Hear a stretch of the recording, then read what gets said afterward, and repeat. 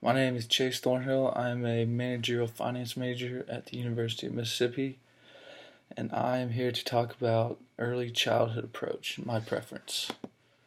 So, the ideal kindergarten I would be looking for if I was sending my child to a school would be that it has an equal balance of play in the classroom as well as different learning skills.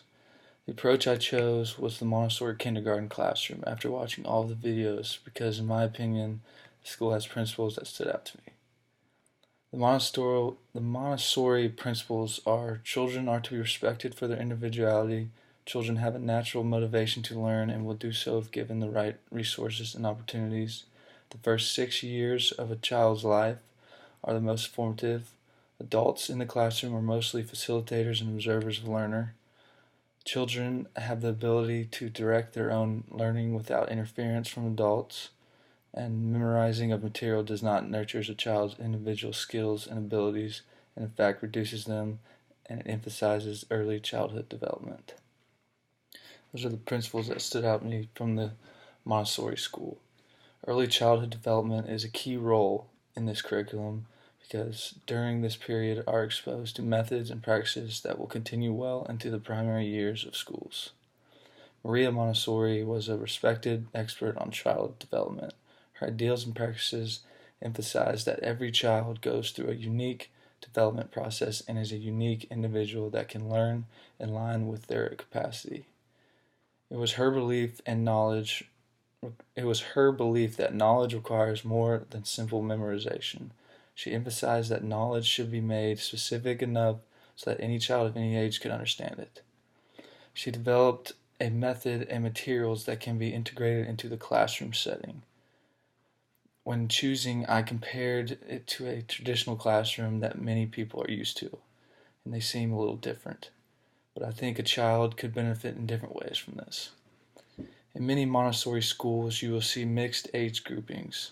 A preschool setting might look like having different ages in the same classroom.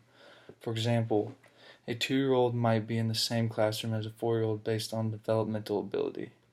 This age group is extremely important in Montessori schools because it has supported by many as an ideal learning environment for children from primary to elementary grade levels. Also, another huge factor that is different from other classrooms and the Montessori classroom is the actual organization of it. The curriculum believes that there should be a variety and many different organized learning materials throughout the entire classroom. It also should look nice to the eye, not a chaotic mess. Part of the Montessori curriculum is the sensitive periods. The curriculum has several sensitive periods and typically take place between birth and 6 years old. This video touches on this, but then I started to look up background information and understood a greater knowledge on the curriculum. Assessing students are handled differently in the Montessori schools.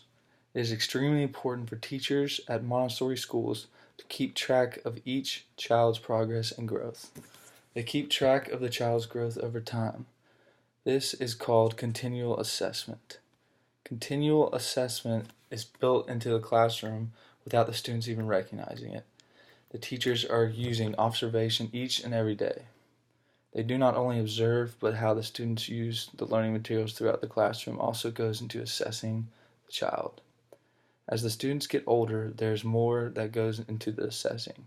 For example, the student and teacher will have daily one-on-one conferences. Maria Montessori had a deep and emphasized mathematics. She believed that our entire world revolves around math. She thought that math related to everything around us and specifically to the environment.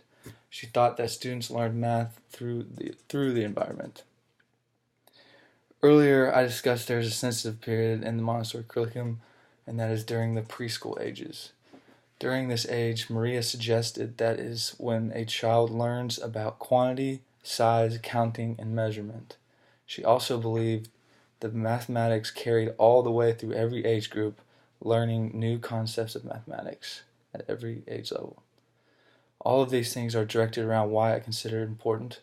I think it is important for children to be independent, but be able to socialize and learn valuable skills. I also think it's important that they learn through play.